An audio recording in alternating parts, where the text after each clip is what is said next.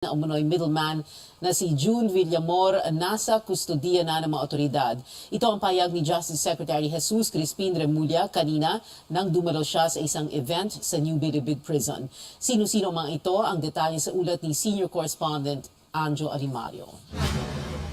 Hindi bababa sa 8 ang itinuturing na persons of interest ng Department of Justice sa pagpatay kay radio broadcaster Percy Lapid. Lahat sila nasa kustodiya na ng mga otoridad.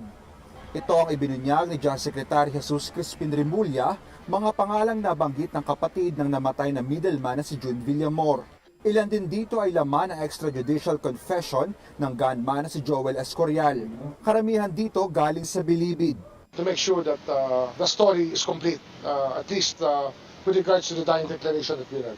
Pero wala pa rito ang magkapatid na Israel at Edmond Di Maculangan, pati na rin si alias Orly. Sila ang tinuro ni Escorial na tumulong sa kanya na patayin si Lapid. We're waiting for them to surrender. I hope they surrender. At saka yung driver, yung Orly, kailangan makuha pa natin. Hindi ko pa nakikita. Wala pa akong balita kung nakasuko na. Pero alam ko sila na lang ang hinahanap natin. Kasama na rin daw sa investigasyon ng Anti-Money Laundering Council para silipin naman ang isa pang nabanggit ni Escorial na nagbayad sa kanya ng 550,000 pesos kapalit ng buhay ni Lapid. Palaisipan pa rin ngayon kung nasa ng cellphone na ginamit ni Villamor para kontakin si Escorial at ang kanyang kapatid. Ani Remulla, hindi naman problema kung nawala ito. Because we can determine the records of the cellphone, we can trace it. Pero hinahanap pa rin daw ito ng Bucor. Ngayon, pinapa-check yung simula na napunta sa dito, saan-saan siya napuntang cell o kubol, whatever. So up to the point na namatay siya, no? Kung, o nagkasakit o whatever. May mga pangalan na rin daw silang tinitignan na mastermind sa pagpatay, pero hindi na ito ibinahagi sa media. We want to go up to as far as we can when it comes to the mastermind. I can tell you that. We are determined to find out if there's anybody else influencing this case. Samantala, tapos na ang re-autopsy na isinagawa ni forensic pathologist Dr. Raquel Fortun kay Villamor. Sa hiling na rin ng pamilya mabasa. Sa Biyernes daw magsusumite si Fortun ng kanyang report. Dalawang kapatid na babae ni Villamor ang nasa Witness Protection Program ng DOJ ngayon. Anjo Alimario, CNN Philippines. Hindi kumbinsido si Pangulong Bongbong Marcos sa inisyal na resulta ng investigasyon sa pagkamatay ng tinuturong middleman na si ISO June certified Villamor. world-class Tiniyak na quality. patuloy ang investigasyon sa kaso ng pagpaslang kay Percy Lapid. Ito ay sa kabila ng mga banta sa buhay sa pamilya ng mamamahayag. Ayon sa Pangulo, patuloy nilang binabantayan ang developments. Maya't maya rin daw sila nag-uusap ni na Justice Secretary Boying Remulla at Interior Secretary Ben-Hur Abalos ukol dito. Walang lason o walang gamot na binigay dun sa namatay. But I am still not satisfied that it was natural causes. So sabi ko, tignan niyo na mabuti because there are ways to kill a person that do not show up in the medical legal. So tuloy-tuloy pa ang investigation. But more importantly is to really trace saan nanggaling ito. Who gave the order? Sino nagbigay dun sa preso na orderin ang shooter na gawin ito at bakit? That is what we are working on now. Mamaya abangan ang report tungkol sa umano'y pagbabanta at pangingikil sa pamilya ni Percy Lapid. Higit 400 aftershocks na ang naitala matapos ang malakas na lindol na tumama sa Abra kagabi. Tumama ang magnitude 6.4 na lindol sa bayan ng Lagayan bago mag-alas 11 kagabi. Una itong naitala sa magnitude 6.7 pero ibinaba makalipas ang ilang oras. Sa datos ng PHIVOLCS, tectonic ang pinagmulan ng pagyanig at may lalim na 11 kilometro. Ayon sa Lagayan Municipal Disaster Risk Reduction Management Council, 2 bahay ang lubhang napinsala kung saan 5 katao ang nasaktan. Ilang gusali kabilang na mga eskwelahan at iba pang mga infrastruktura rin ang nagtamo ng pinsala. Mayroon ding rock slide o pagguho ng mga bato mula sa bundok sa ilang lugar, kaya may clearing operations din sa mga naapektuhang kalsada.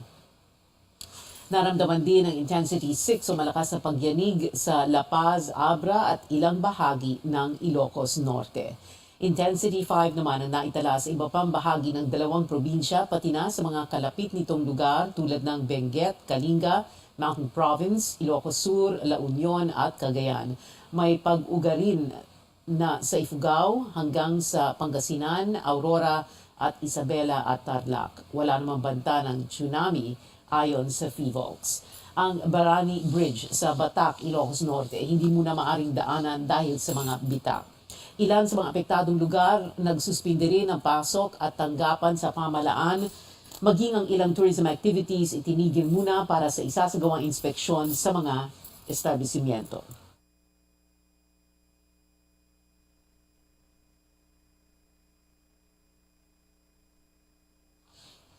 Nito lamang Hulyo, niyanig ng magnitude 7 na lindol ang Abra kung saan 7 ang nasawi at bilyon-bilyong pisong pananim at infrastruktura ang napinsala. Nagpadala na raw ang gobyerno ng mga tents sa mga lugar na naapektuhan ng lindol. Ito ang sinigurado ni Pangulong Marcos sa isang panayam kaninang umaga. Anya, natatakot pa daw kasing bumalik ang mga residente sa kanilang mga bahay. Baka raw kasing masira ang mga ito kung magkaroon pa ng mga pagyanig. Hindi naman sinabi ng Pangulo kung ilang mga tent ang ipinadala nila. Sarado rin daw muna ang mga paaralan. Kailangan masigurado muna na ligtas sa mga ito. Balik kuryente na rin daw sa ilang mga lugar na nilindol. Wala pang sinasabi ang Pangulo kung siya ay pupunta mismo sa mga lugar na apektado. Balita tungkol kay Tropical Depression Paeng, nananatili ang lakas nito pero inaasahang bukas pa ito direktang magpapaulan. Maaring umulan ng malakas sa Quezon, Bicol Region, Visayas at mga hilagat kanlurang bahagi ng Mindanao, bunsod ng buntot ni Paeng at ng shear line. Pero bukas pwedeng umabot sa signal number 4 sa mga lugar sa Eastern Visayas at Bicol Region dahil kay Paeng. Huli itong namataan silangan ng Eastern Visayas, nakita rin ang pag-asa na pwede ito maging bagyo bukas. Sa Barangay Banilad sa Cebu City, 4 na bahay ang nasira dahil sa landslide na dala ng epekto ng tropical depression. Isa sa mga bahay tuluyang natabunan. Walang injury o death na naitala dahil dito, pero 16 na taong pansamantalang nananatili sa chapel sa village. Nabigyan na raw ng pagkain ang mga biktima.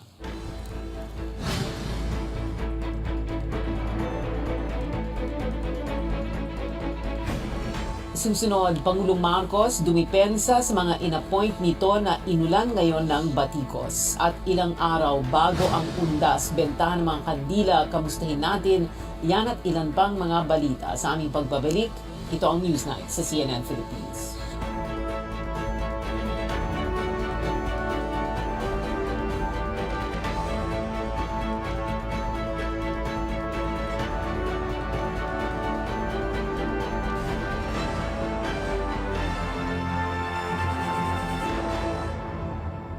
That news was brought to you by ACS Manufacturing Corporation, ISO certified world-class quality. ACS. Para di madaling masira ang ngipin ng pamilya, ngayon pa lang. Unique toothpaste for brushing every after kumain.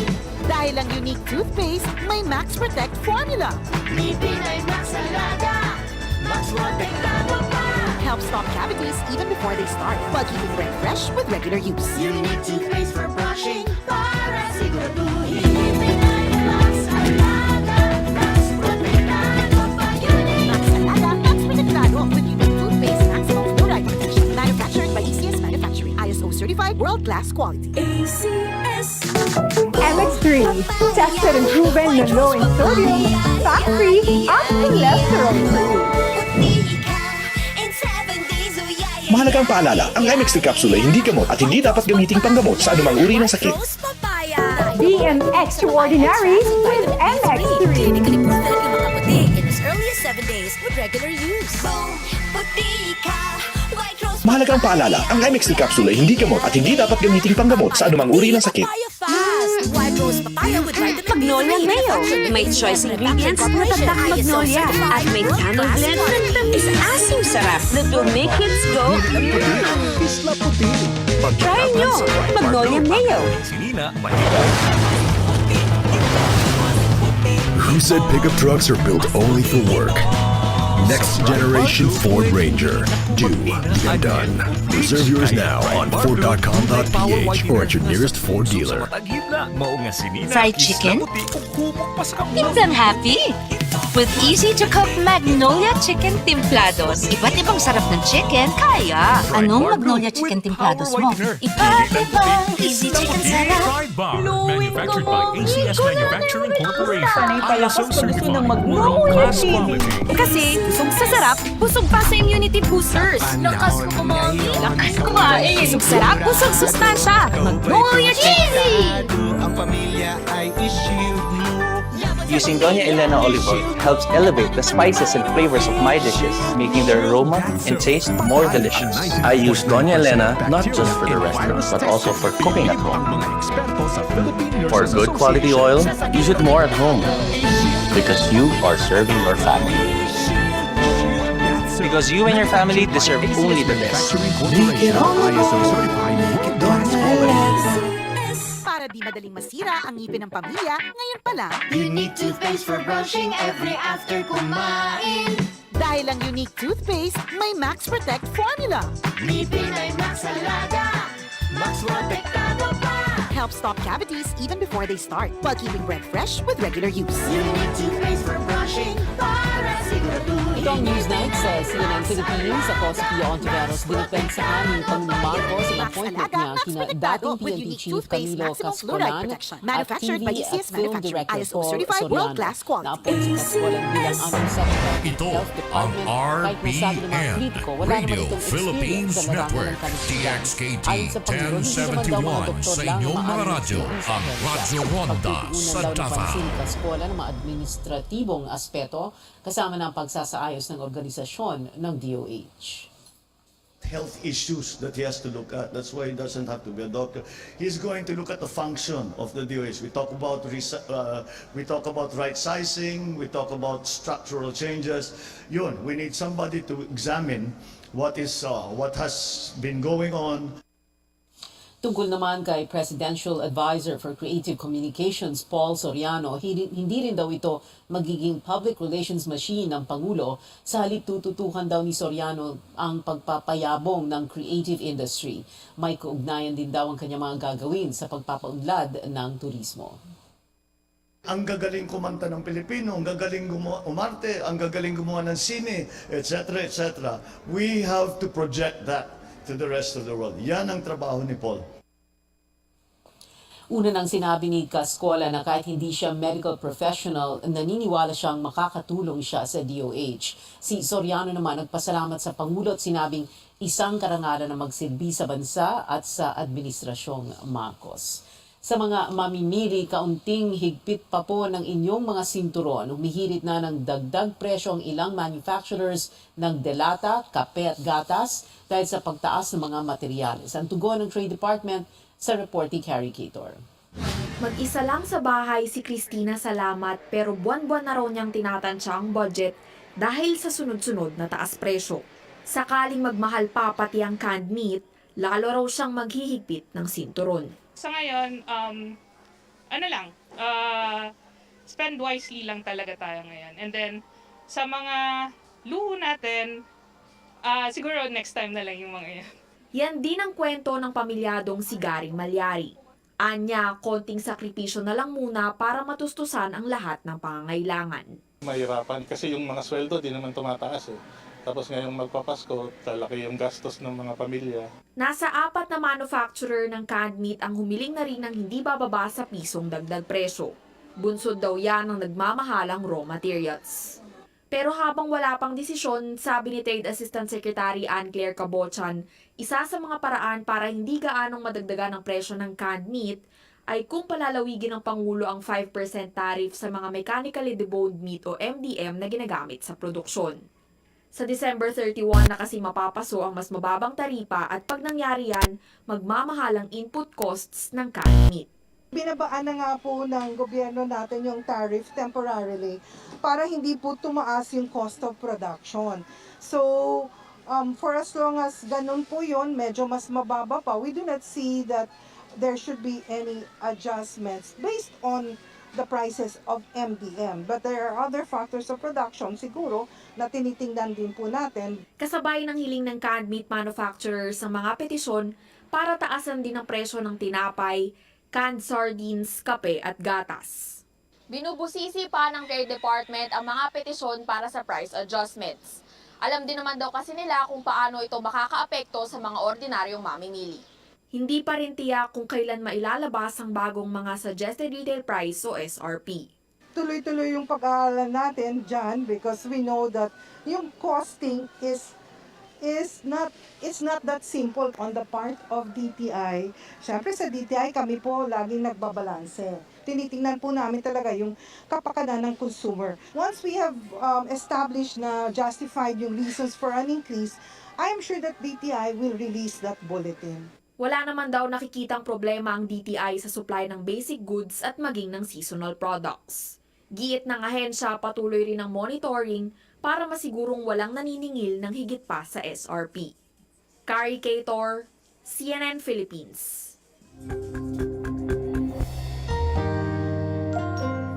Balikan natin ang isa sa mga top story natin ngayong gabi. 5 tao na italang nasaktan matapos ang isang magnitude 6.4 na lindol sa Abra. Ilang kalapit na probinsya na apektuhan din. Kabilang na riyan ang Ilocos Norte. Alamin natin ang update sa damage assessment doon. Makakausap natin ngayon si Governor Matthew Manotoc via Zoom. Governor Manotoc, thank you very much for being with us tonight. Can you tell us the damage assessment in your province?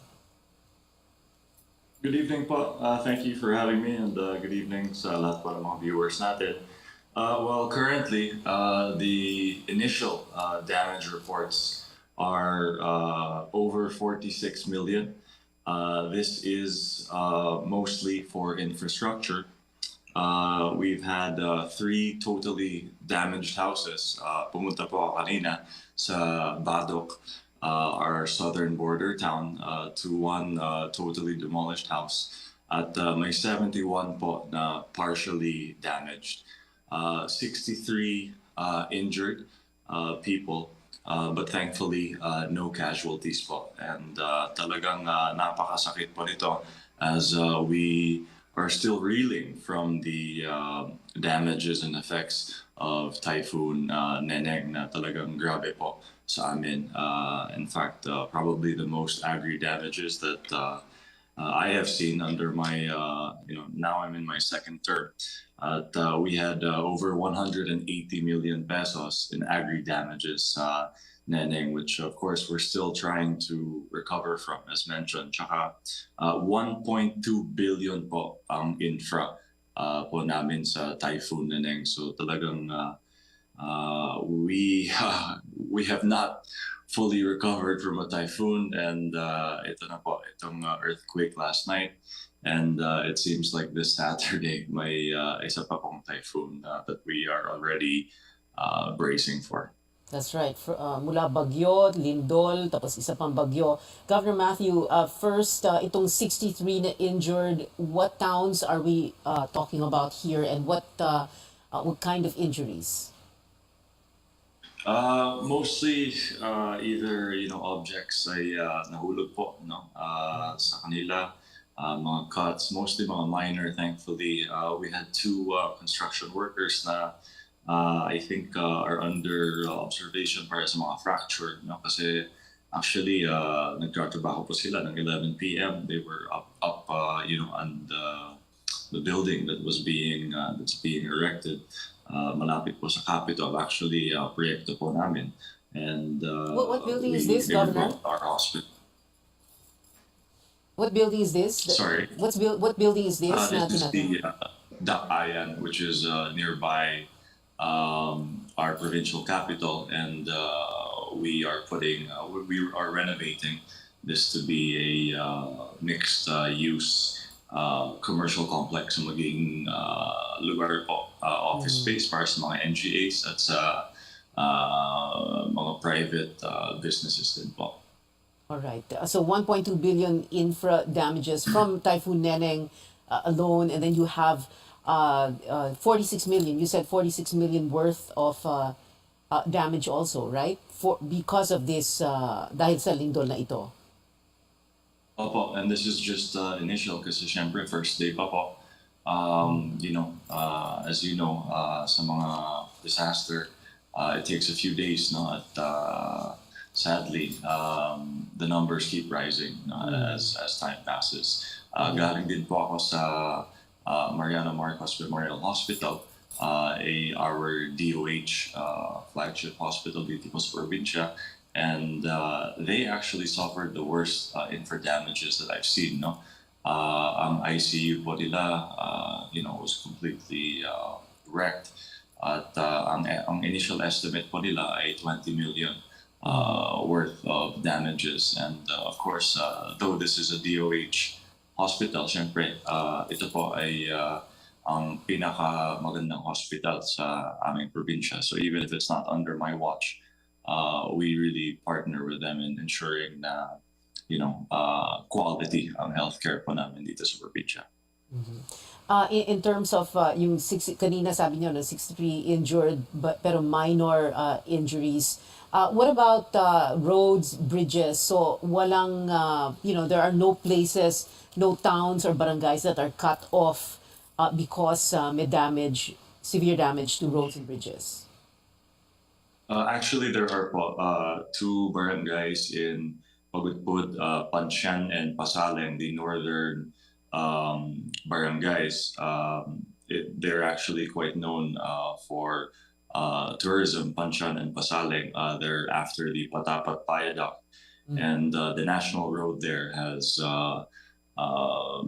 been covered and destroyed by a landslide na talagang noon pa nangyayari. Kaya kausap na po namin si Sec Manny Banwan to a fellow Ilocano to help us naman, kasi sabi ko po sa niya na we need a long-term solution because this keeps happening and that area becomes isolated. Hindi lang po ang dalawang barangay sa northern Pagudpud, pati rin po ang maliit na munisipyo composed of primarily indigenous peoples in the municipality of Adams, which they have been isolated for about 10 days now. So we've been working day and night, and I'd like to thank the AFP, the Coast Guard, and everyone. Umakyat po sila ng bundok para magdala ng supplies. And when I say bundok, I don't just mean one bundok. If you've been to the municipality of Adams, it is incredibly far and hard to get to. They even brought a patient down the mountain. I think it probably took several hours kasi critical po ang status niya, but we were able to secure her health. The effects indeed of all these calamities that are happening. Patapat Viaduct, of course, this is the famous, very scenic road, right? That leads. There is that in the farthest northernmost part of the province, right? Right. Patapat Viaduct is a tourist destination known because it's kind of a road floating, kumbaga, over the coast. Very scenic. DPWH has plans to actually continue that sort of infrastructure to hopefully solve ito pong problema po namin sa Barangay Pansyan sa Pagudpud. Of course, Pagudpud is the crown jewel of our tourism, with South Beach being named one of the 25 most beautiful beaches in the world by Travel and Leisure. So, this does not pose a threat, of course, to Saud, which is further south. But these beaches and bays in Pansyan and Pasaleng are quite beautiful as well. Just when we're emerging from this pandemic. Ilocos Norte Governor Matthew Manotoc, thank you very much for being with us tonight. Ingat po kayo dyan.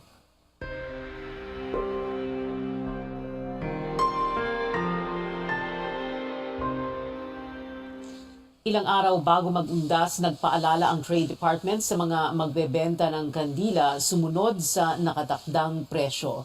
Ininspeksyon kasi ng ahensya ang ilang supermarket, nasitang ilang tindahan na may hiwalay na shelf para sa mga kandila, ngunit ang system walang mga price tag. Kaya paalala ng DTI sa mga retailers, dapat alam ng mga consumer ang presyo.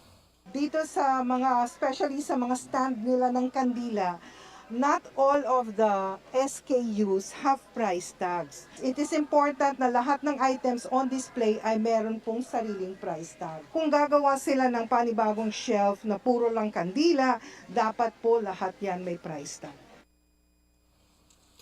Samantala naayon naman daw sa SRP ang mga iniinspeksyong kandila at pasok din sa price bulletin ng DTI. Samantala, busy na ang ilang mga pantalan sa unti-unti ng pagdating ng mga pasahero o pauwi sa kanilang probinsya, kaya naman ang Coast Guard naka-heightened alert sa pagdagsa ng tao. Narito ang ulat ni Catherine Cruz. Ilang araw bago mag-undas, babiyahe na si Mercedes pa Cagayan de Oro para ihatid ang kanyang tatay sa kanilang probinsya sakay ng barko. Kahit daw konti pa ang tao sa port, nahirapan na siyang makabili ng tiket bilang chance passenger. Ang hirap yung mag-isip ka kung hindi ka makaalis o makaalis. Buti naman maya-maya tumawag yung opisina. Mayroon na daw bakanting slot. Si Mary Ann naman na galing Cavite, kasama ang kanyang asawa at 2 maliliit na anak papuntang Cebu. Sinisiguro raw diyang sumunod sa mga health protocols laban sa COVID-19, lalo na para sa mga bata. Pag nasa sasakyan, ganyan, nasa lakad kami, naka-face mask sila. Pero pag ganito, nasa tabi ko naman, tinatanggal ko kasi ang sabi sa akin sa center, ang 2 years old below, hindi pa pwedeng mag-face mask. Pero nasa Manila kasi kami, kaya pinagpe-face mask ko sila. Samantala, prioridad ng Philippine Coast Guard ang kaligtasan ng mga babiyahe para bisitahin ang puntod ng kanilang namayapang kamag-anak o sulitin ang long weekend. Pinaalalahanan naman ni PCG Commandant Admiral Artemio Abu ang mga babiyahe ngayong undas na magplanong mabuti at maging proactive, lalo na't may banta ng tropical depression paeng. As we usually say, safety is everybody's responsibility. Monitor nila yung track ng bagyo at tumutok sila sa social media, sa TV, sa radio, para maplano nila ang kanilang pagbiyahe ngayong undas. Dagdag pa niya, hindi magpapaalis ng barko ang Coast Guard kung sakaling magtaas ang pag-asa ng wind signal number 1 sa point of origin o destination ng barko, pati na sa daraanan nito. In-inspection din ng Coast Guard ang MV Maligaya na dumating sa Manila Port kaninang umaga para siguraduhin maayos ang kanilang sistema at ligtas ang magiging biyahe nito. Catherine Cruz, CNN Philippines. Balita sa ibayong dagat, inihayag ng International Energy Agency o IEA na ang mundo ay nasa, quote, first truly global energy crisis, kasunod yan ng pagbawas ng major oil producers sa supply ng 2 milyong bariles kada araw simula Nobyembre. Gayun din ang paghigpit ng merkado sa liquefied natural gas sa buong mundo. Tinatayang nasa 20 billion cubic meters na lang ng natural gas ang may susupply sa market sa susunod na taon. Ayon kay IEA Chief Fatih Birol, ang desisyong pagbawas sa oil output ay isang mapanganib na hakbang sa gitna ng pagtaas ng global oil demand. Dagdag pa ni Birol, maraming ekonomiya sa buong mundo ang nasa bingit ng recession. Hinimok ng IEA Chief ang world leaders na maglatag ng mekanismo sa pagbili ng langis sa mga nangungunang oil importing nations. Abangan, mukhang sabik na si big man Kai Soto para sa susunod na window ng FIBA World Cup Asian Qualifiers at pinaramdam niya ito sa isang social media post. Sabik na rin ang BTS Armies dahil ngayong linggo na darating ang solo single ni Jin. May pa-sneak peek na rin ang BTS vocalist sa bagong concept photos nito. Manatiling nakatuto sa CNN Philippines.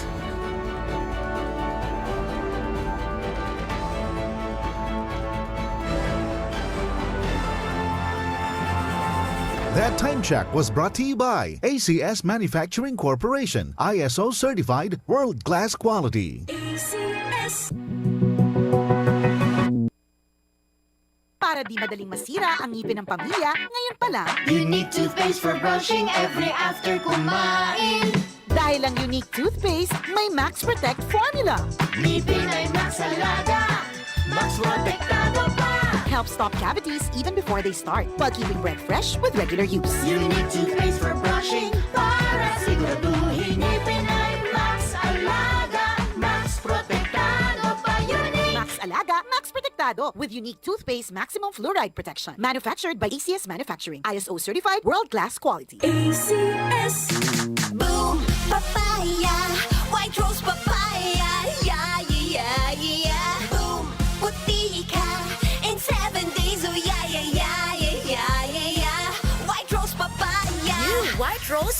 papaya! Na ay double whitening sa papaya extracts and vitamin B3. Clinically proven yung makaputi in as early as 7 days with regular use. Boom, puti ka, white rose papaya, yeah, yeah, yeah, yeah, yeah. Papaya puti, papaya fast. White rose papaya with vitamin B3. Manufactured by ACS Manufacturing Corporation. ISO certified, world-class quality. ACS.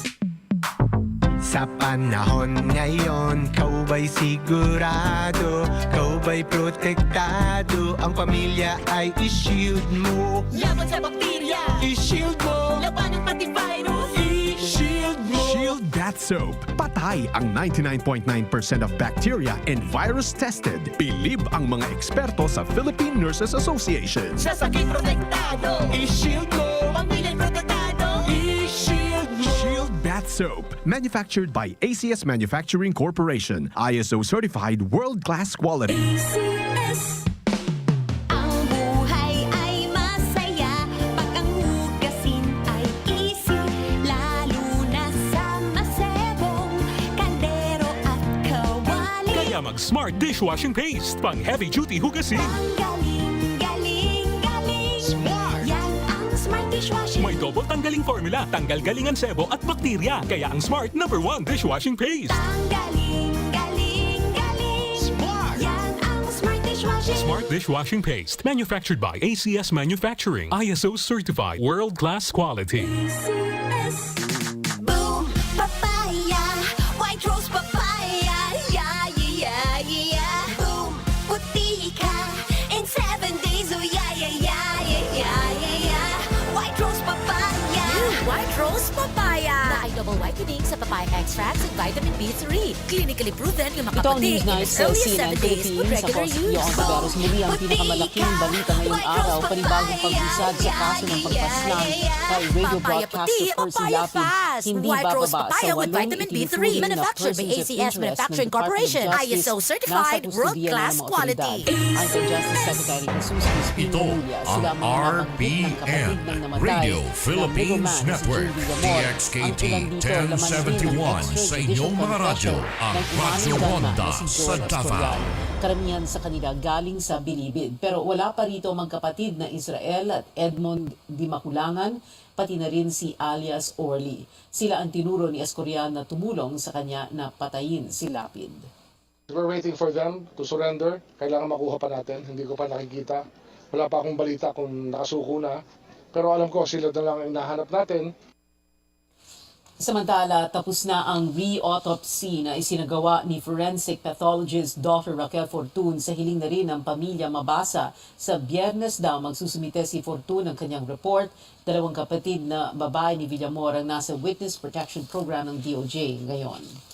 Iniharap ni Senador Risa Hontiveros sa media ang recording at screenshot ng pagbabanta at pangingikil umano na natanggap ng pamilya ng pinaslang na broadcaster na si Percy Lapid. Panawagan niya paigtingin ang proteksyon para sa naulilang pamilya nito at sa bawat miyembro ng media. Narito ang report ni Amor Santos. Ano ba pangalan niya, sir? Hindi na kailangan sabihin mo sa Cairo Roy mabasa. Opo. Sa ibang buhay niya. Pati ang buhay ni Mark mabasa. Kaya kailangan niya makipag-cooperate sa akin. May isa daw kay Roy, hindi niya pinapansin. Isinapubliko ni Senadora Risa Hontiveros ang recording na ito ng tawag na natanggap ng isa sa mga anak ni Percy Lapid. Sabado, October 22, tumawag sa pamilya ang isang lalaking hindi nagpakilala. Sabi ng tumawag, pinag-ingat niya na raw noon si Lapid pero hindi ito nakinig sa kanya. Ganito rin daw ang sasapiti ng kapatid ni Lapid na si Roy Mabasa at anak na si Mark Mabasa kung hindi siya paniniwalaan. Una na raw siyang nag-chat kay Roy at maliit na halaga lang ang hiningi niya. Inibigay ko sa kanya ng galing tungkol sa pagkamatay ni Percy Lapid. At sa buhay niya, nagaganip din ang buhay niya. Isunod siya sa kapatid niya. Papatayin din siya. Sa parehong araw, nakatanggap daw si Mark ng text message mula sa hindi kilalang numero. Sabi ng nag-text, hindi siya kalaban at delikado nga rin daw ang buhay niya dahil nasa loob siya ng bilangguan. Gusto niya raw makausap si Roy at may voice recording daw siya ng suspendidong hepe ng Bureau of Corrections na si Gerald Bantag. Sa sumunod na text message, galit na ito dahil binlock daw siya ni Roy. Magsisisi raw ang pamilya. May ganitong pagbabantaring ipinadala sa Facebook Messenger. Ang mga screenshot at recording na ito ibinigay daw ng pamilya Mabasa kay HONTIVEROS nang imbitahan nila ang senadora sa kanilang bahay noong Lunes. Dito turn over namin itong ebidensya, particular din sa cybercrime units ng PNP at NBI para ma-identify, ma-trace, masingil yung accountability ng mga taong ito. Kasabwat man sila sa pagkapatay ni Copper C o hindi. Dapat mag-cease and desist na sila dyan. Ayon kay HONTIVEROS, kung totoo ang sinasabi ng mga nagpadala ng mensahe, pwede itong gamiting lead para matukoy ang mastermind sa pagpatay kay Lapid. That may implicate or exonerate, hindi lang si General Bantag, pero baka yung ilan pa sa 160 persons of interest list ng PNP. Itinanggi ni Bantag na may kinalaman siya sa pagpaslang sa batikang broadcaster. Panawagan ni HONTIVEROS sa Administrasyong Marcos, paigtingin ang proteksyon sa pamilya Mabasa at sa bawat miyembro ng media.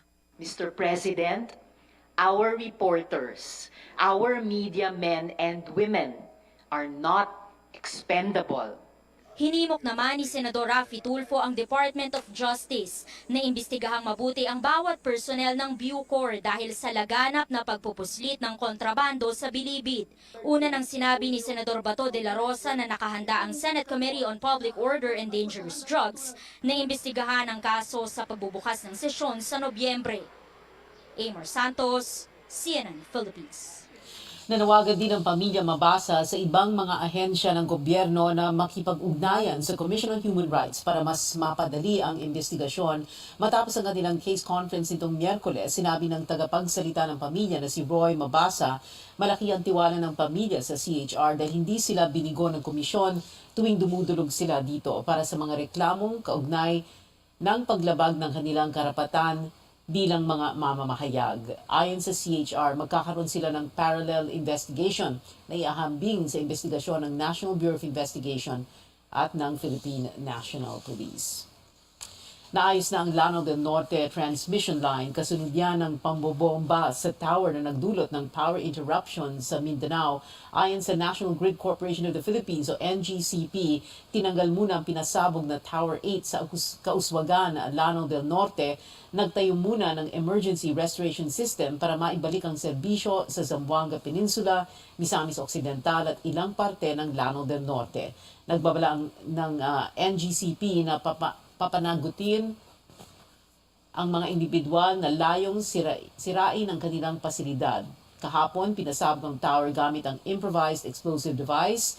Isang hindi pa nakikilalang individual ang natagpuan patay doon pero hindi pa tukoy ang sanhi ng kanyang pagpanaw.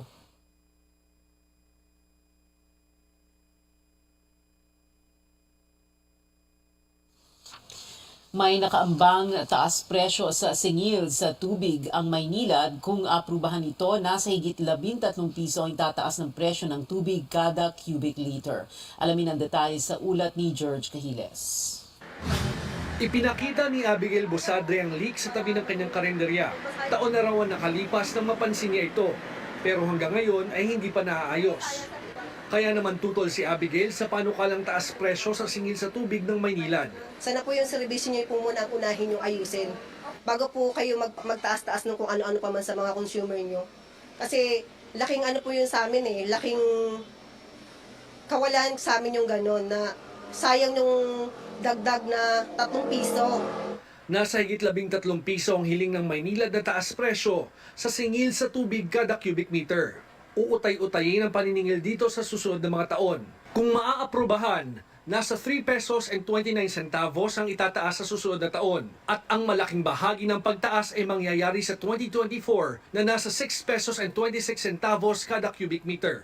Ang pinag-aaralan natin, of course, subject for the public consultation po ngayon, is that no tariff adjustment except inflation until they fix things.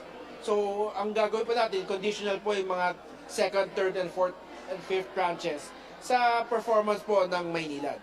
Tanggap naman ng Maynilad ang kondisyong ito ng Metropolitan Waterworks and Sewerage System o MWSS. Anila, Patuloy nilang pinagbubuti ang kanilang serbisyo. Malayong-malayo ng improvement ng service from 15 years ago. Pero naintindihan namin na meron pa rin silang reklamo dahil hindi pa lahat ng customer namin 100% 24 hours. Hindi naman namin pwedeng ipagpatuloy yung ang improvements na yan kung hindi natin matatanggap yung tamang taripa, yung tamang bayad lang doon sa serbisyo. Nito lamang Setyembre ay pinagmulta ng MWSS ang Maynilad ng higit 9 milyong piso dahil sa matagal na water service interruption sa ilang lugar na sineserbisyohan nito. Ibabalik ito sa mga consumer sa pamamagitan ng rebate na nasa 65 pesos na ibabawas na lamang sa bill kada apektadong consumer. It would be a one-time rebate to affected customers. Tanggap naman namin anong kailangan nilang, ang mga dinidetermina nila at kung yun ang nararapat para sa mga customers, din gagawin namin. Ayon sa Maynilad, makikita na ang rebate sa bill ng mga apektadong customer ngayong Oktubre. George Cahiles, CNN Philippines.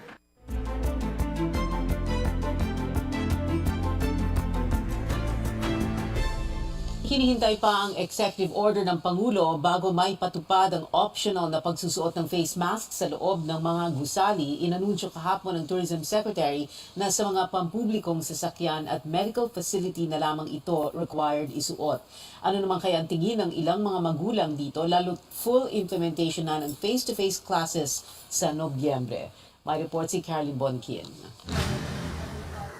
Pagsusuotin pa rin daw ni Elsie ng face mask ang 6 na taong gulang niyang anak pagpasok sa eskwelahan kahit gawin na lang itong voluntaryo. Kasi hindi pa po sila vaccinated at saka marami pa kasing mga bata doon sa loob.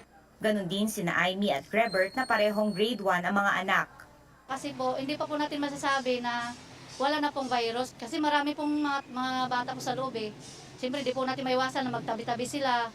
Hindi po natin sila na subaybayan na minuto. Hindi pa rin kasi nawawala po yung virus po sa atin, kaya for safety na niya para hindi siya mahawaan po. At saka at the same time po, hindi siya rin makahawa sa ibang bata kung mayroon po siyang sakit po. Hinihintay pa ng CNN Philippines ang tugon ng Department of Education kung paano ang magiging bagong gabay nito sa mga teacher at estudyante sa pagsusuot ng face mask. Kasunod yan ang pag-anunsyo ng Malacanang na gagawin na lang itong voluntaryo maliban sa pampublikong sasakyan at medical facilities. Pero sabi ng isang pediatric infectious disease specialist, mas mabuting pagsuotin pa rin ng face mask ang mga bata, lalo kung hindi pa bakunado. Walang mawawala kung magpatuloy na magsuot ng mask ang mga bata. Lalo dun sa school setting, masking is very valuable. Lahat naman tayo nasanay na rin dito sa isang health habit na ito na nakakatulong not just for COVID but for many other infectious diseases.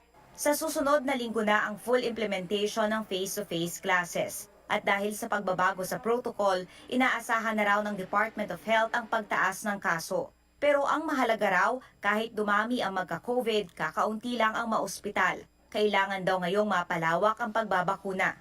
With this removal of another layer of protection, sino po ba ang naa-admit? Ang naa-admit ba is yung mga mas matatanda, mas bata, yung mga bakunado ba o hindi bakunado? Sa ngayon, ang BARM na lang ang hindi nakaabot sa target na mabakunahan kontra COVID-19 na 12 to 17 years old. Mas malaking hamon ang 5 to 11 years old. 9 na rehiyon pa ang hindi umabot sa kalahati ang nabakunahan.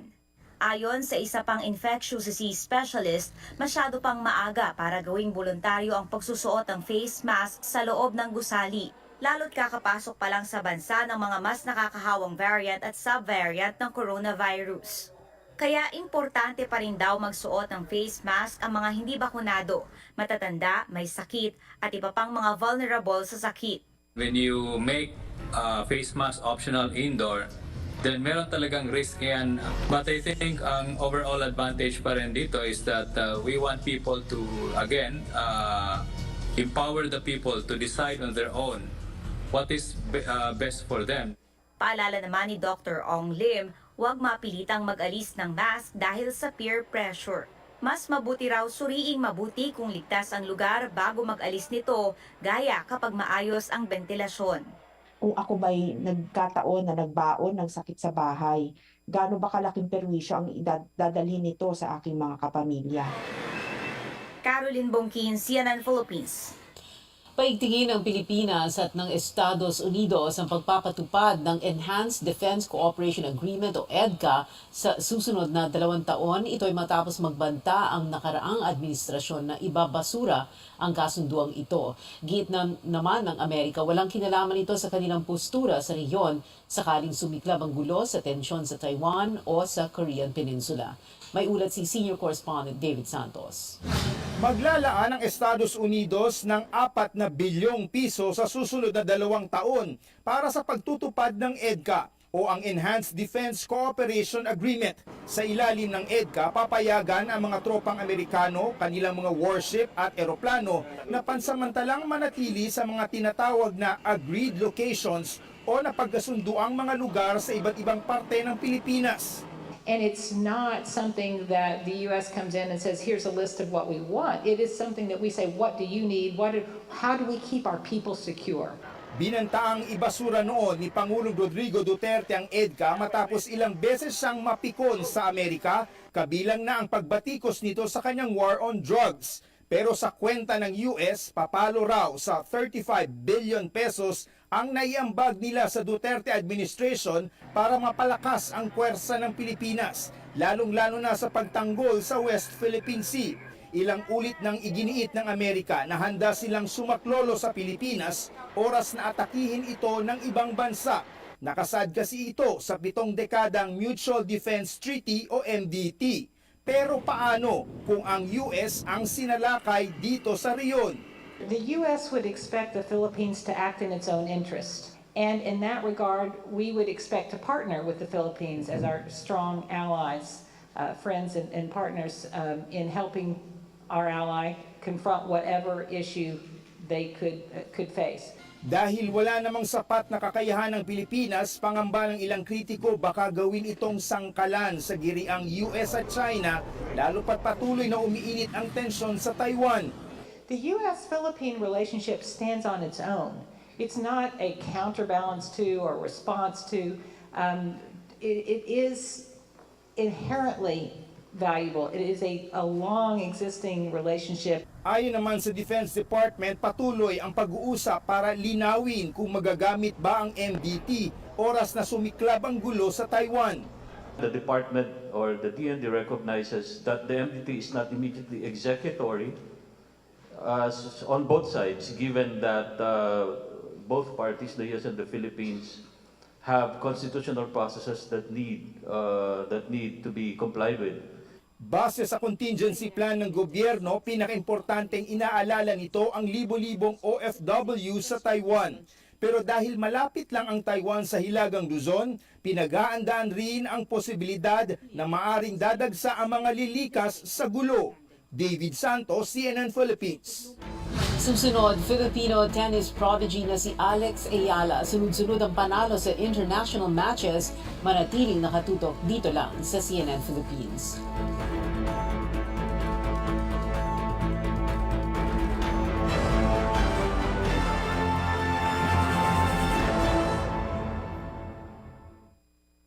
Mula sa Jolly Heart Made Canola Oil, kahit kailan. You want good cooking oil? I'll give you good cooking oil. Sabihin mo lang kung saan at kailan. I'll be there with my Jolly Heart Made Canola Oil. Ang family namin, Heart Made for Life!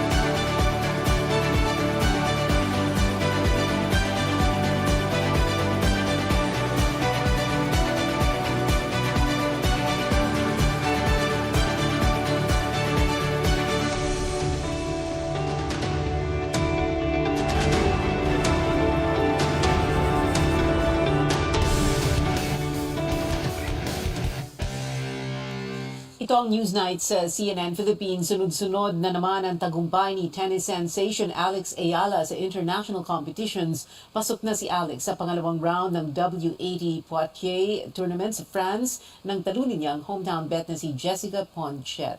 Uusad na rin si Ayala sa quarterfinals ng doubles kasama si Petra Marcinko ng Croatia dahil sa panalo nila sa round of 16. Makakasagupan nila ang mga player mula sa Czech Republic bukas ng 1:00 ng madaling araw. Posible maglaro muli si Kai Sotto para sa Gilas Pilipinas sa 5th window ng FIBA World Cup Asian Qualifiers. Sa Instagram, nag-repost ang 7'2" center ng larawan na may caption na Kai Sotto to suit up for Gilas in Window 5. Sa ilalim nito, nagsulat din siya ng Let's Get It.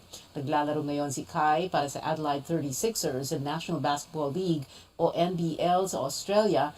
Magkakaroon ng 10-day break ang NBL kasabay ng FIBA window sa November 10 hanggang 14. Unang harapin ng Gilas ang Jordan sa November 10, kasunod ang Saudi Arabia sa November 13.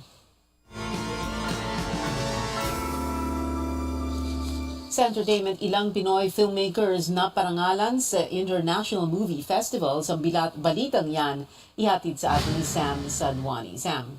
Iba talaga ang galing ng mga Pinoy dahil humakot na naman ng parangal ang ilang filmmakers sa mga international movie festivals sa iba't ibang bansa. Ang drama film na Broken Blooms ay nanalo ng Special Jury Prize sa 8th Brasilia International Film Festival sa Brazil. Inanunsyo ng Embahada ng Brazil sa Pilipinas ang pagkapanalo ng filmmaker na si Louis Ignacio at producer na si Ferdy Lapus.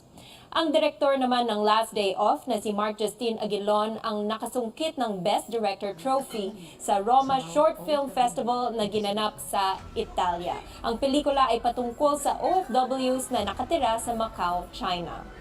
Last but certainly not the least, ang horror film na Venganza ni Joey Agbayani. Natanggap nito ang Jean-Luc Godard Award sa ilalim ng kategoryang horror o science fiction.